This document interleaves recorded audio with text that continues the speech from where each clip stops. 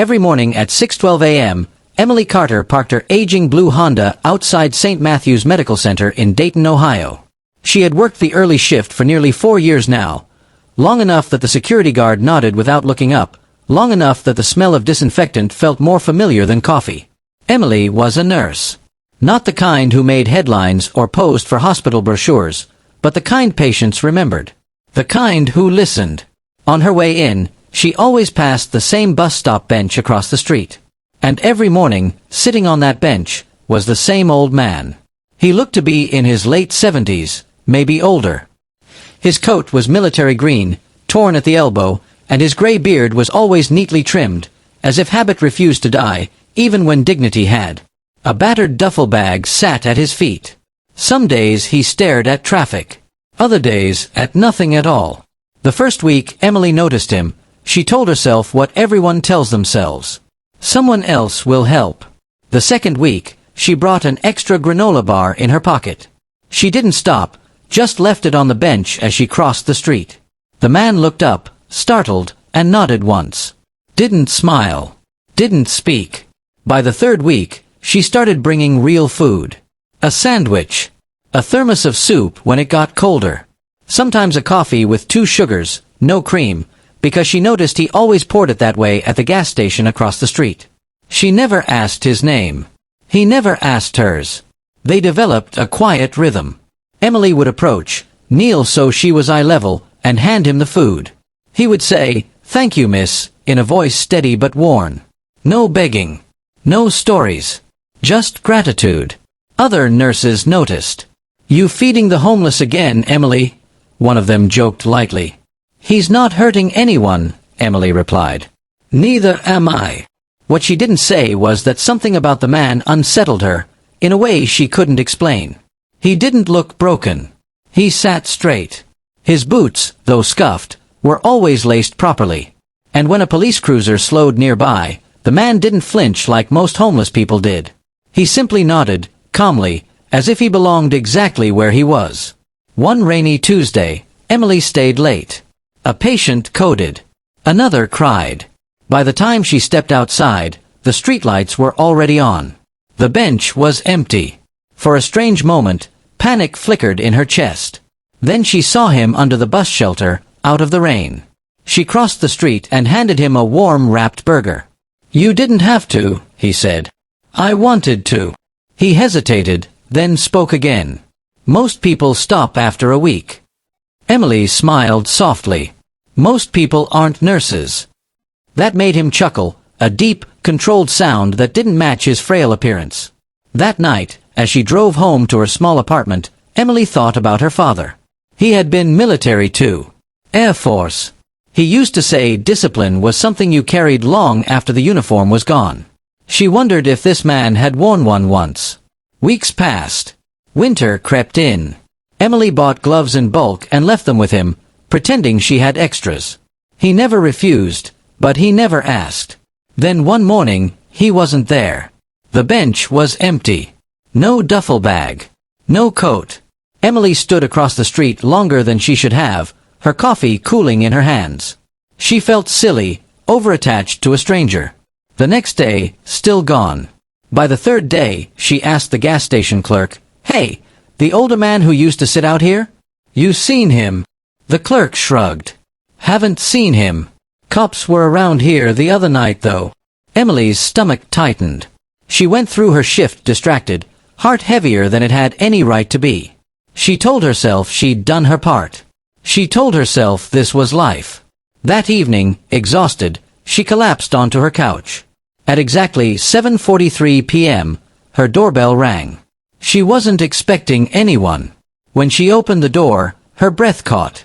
2 men stood in the hallway, both in full U.S. military dress uniforms. Medals gleamed under the dim apartment lights. Their posture was flawless. For a split second, Emily thought she was dreaming. "Ma'am," the taller officer said gently, "are you Emily Carter?" "Yes." He nodded once. "We need to speak with you about the man you've been feeding." Emily's heart dropped into her stomach. And that was the moment she realized. The old man on the bench was never just a homeless stranger. Emily stood frozen in her doorway, her fingers still wrapped around the handle. 2 military officers. Not recruiters. Not ceremonial. Their uniforms were immaculate, pressed sharp enough to cut through the silence of the hallway. One wore the insignia of a major, the other a captain. Her mind raced. Had something happened? Was the old man hurt? Arrested? Dead? Yes. "I'm Emily Carter," she said again, her voice quieter now. "May we come in?" the major asked. She stepped aside without thinking. They entered her modest apartment. Neutral walls, second-hand furniture, a stack of nursing textbooks on the table. The captain glanced around briefly, then focused back on her, his expression unreadable. The major spoke first. "Miss Carter, first, thank you for seeing us on such short notice." Emily crossed her arms, suddenly cold. "Is something wrong?" The captain exchanged a look with the major, then said, "That depends on what you know." Emily swallowed. "About what?" "About the man you've been feeding outside St. Matthew's Medical Center." Her chest tightened. "I don't know his name. I just made sure he ate." The major nodded slowly, as if that confirmed something. "How long have you known him?" 3, maybe 4 months. "Did he ever mention his past?" the captain asked. "The military? Government work?" Emily shook her head. "No. He barely talked." The captain exhaled through his nose. "That sounds like him." The major straightened. "Miss Carter, the man you know as a homeless veteran is Colonel Robert James Walker, United States Army. Retired." Emily blinked. "Once. Twice." "Colonel," she repeated. "That's not possible. He sleeps on a bench." The major met her eyes. "He did." The captain continued, his tone careful. "Colonel Walker served for 37 years. Multiple overseas deployments. Strategic operations. Classified assignments we still can't discuss." Emily felt dizzy. Then why was he out there? Why didn't anyone help him? The major hesitated. "Because he refused it. They let that sit." "He disappeared 3 days ago," the captain said. "We found him last night." Emily's heart lurched. "Is he okay?" "Yes," the major replied. "Physically." Emily exhaled, relief washing over her. "Then why are you here?" The major's voice softened. "Because before he collapsed, the colonel gave us one name. Yours." Emily felt her knees weaken. She sat down hard on the edge of the couch. "I didn't do anything special," she said quickly. "I just brought him food." The captain shook his head. "To him, you did something extraordinary." They explained that Colonel Walker had suffered from early cognitive decline after years of service, combined with survivor's guilt, trauma, and a fierce pride that wouldn't let him accept charity. When the VA tried to place him in housing years ago, he walked out. When old comrades offered help, he disappeared. "He didn't trust systems anymore," the major said quietly. "But he trusted you." Emily's eyes stung. "I didn't even know his name." "He knew yours," the captain replied. "He asked the gas station clerk weeks ago." Emily pressed a hand to her mouth. "He collapsed from dehydration," the major continued. "At the hospital, he kept repeating one thing." "What?" Emily whispered. "Don't forget the nurse. She never forgot me."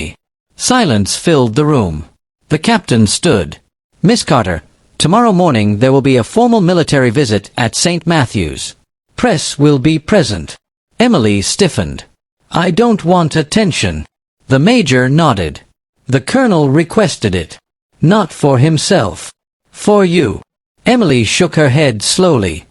"I don't understand." "You will," the major said. "But first, we need you there." As they turned to leave, the captain paused at the door. "There's one more thing," he said. Emily looked up. "The colonel left you something." He handed her a sealed envelope. Inside was a folded photograph, old, worn at the edges. A much younger Colonel Walker stood in uniform, surrounded by soldiers. On the back, written in careful block letters, "If you ever read this, it means I finally trusted someone again." Emily's hands trembled, and for the first time since becoming a nurse, she cried, not from loss, but from the weight of being seen. Emily barely slept that night. The envelope sat on her kitchen table, the photograph face down, as if it might say something new if she stared at it long enough. She kept replaying the Major's words in her head. He trusted you. By 6 a.m., she was back in her blue Honda, driving toward St. Matthew's Medical Center. The sky was pale gray, the kind of morning that felt heavier than usual. But something was different. As she turned onto the street, she saw them, 2 black SUVs parked near the entrance. Military police. A small crowd already forming. And beyond them, a camera crew setting up tripods. Her stomach dropped. This wasn't just a visit. Inside the hospital, the mood buzzed. Nurses whispered. Doctors slowed their steps. Someone said the word colonel like it was a rumor too big to believe. Emily tried to slip into the locker room unnoticed, but her charge nurse caught her halfway down the hall. "Emily," she said softly. "Administration wants you in conference room B. Now." The room was full when Emily arrived. Hospital administrators. A public affairs officer. The same major and captain from the night before. And at the center of the table, seated in a wheelchair, the old man from the bench. Colonel Robert Walker looked cleaner now. His beard trimmed. His hair combed. But his eyes were the same, sharp, steady, unmistakable. Emily froze. He looked up and saw her. And for the first time since she'd known him, he smiled. "Morning, nurse," he said. Emily crossed the room in 3 quick steps before she could think better of it. She knelt beside him, just like she always had on the sidewalk. "You scared me," she whispered. He nodded once. "Didn't mean to." A colonel's full-dress uniform hung on a stand behind him, medals catching the light. The sight of it made Emily's chest tighten. The public affairs officer cleared his throat. "Miss Carter, thank you for coming. We'll be brief." Colonel Walker raised a hand. "No speeches," he said. His voice was quiet but commanding. "Just the truth." The room stilled instantly. He turned to Emily. "I never told you who I was." She shook her head. "You didn't need to." He smiled faintly. "I did. I just wasn't ready." He explained that years ago, after losing men under his command, something inside him broke. The uniform came off, but the guilt didn't. When his memory began to slip, he chose anonymity over pity. "I wanted to see how people treat a man when he's nothing," he said. "No rank. No title." The room was silent. And most people walked past me. Emily felt heat rise to her cheeks. "But you," he continued, looking only at her, "saw me every day." Outside, reporters gathered. The hospital released a short statement. Cameras rolled. But inside the conference room, something far more important happened.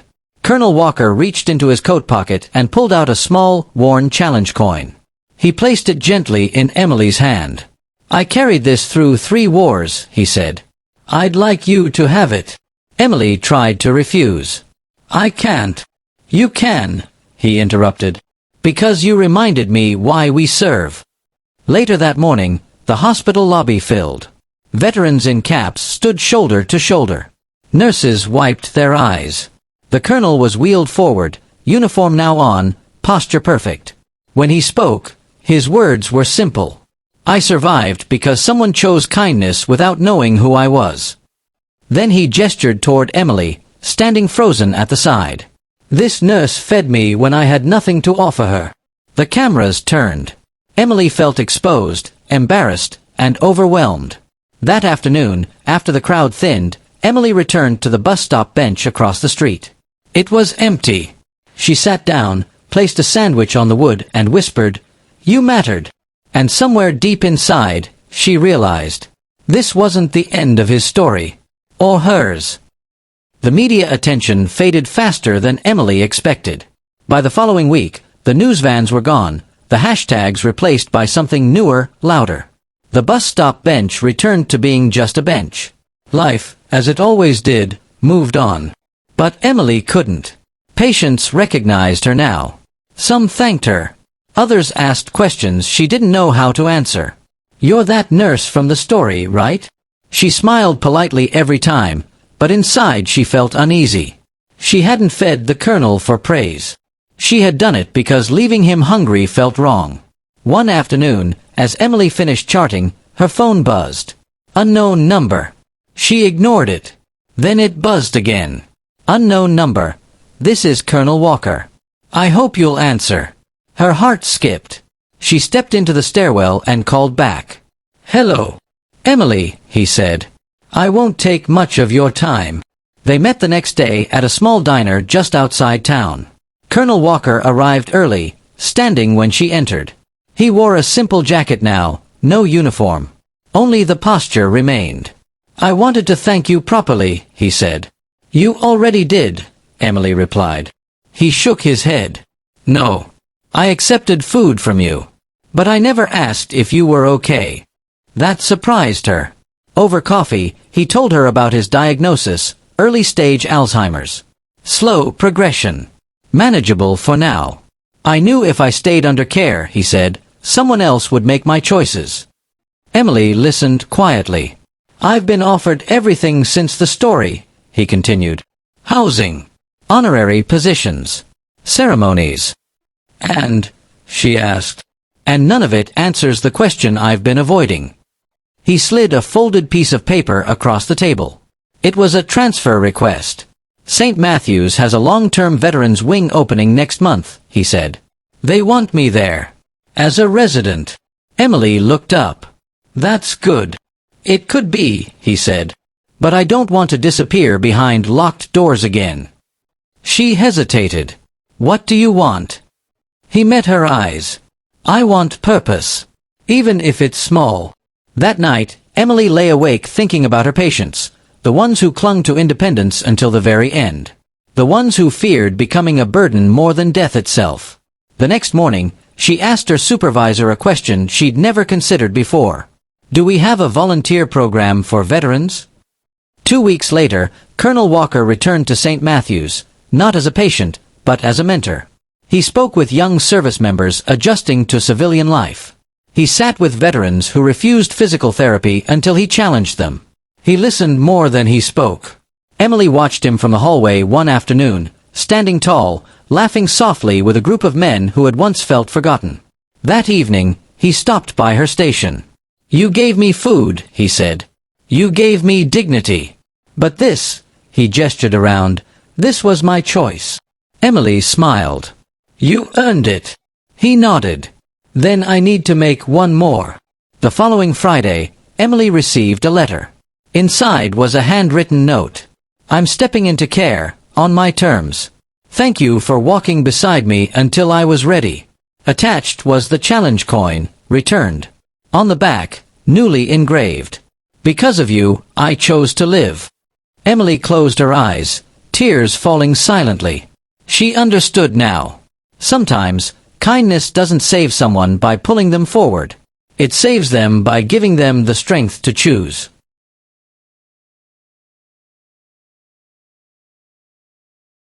Time changed Colonel Walker gently at first. Then all at once. Some days, he arrived at the veterans' wing sharp and alert, correcting posture, teasing younger vets, remembering names and faces with ease. Other days, he stood in the hallway unsure why he was there, gripping the rail like it might tell him. Emily learned to read the signs. When he forgot the date, she didn't correct him.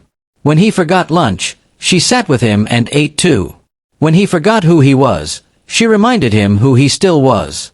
One afternoon, he called her Nurse Carter again, the first time in weeks. You remembered, she said softly. He frowned. I never forgot.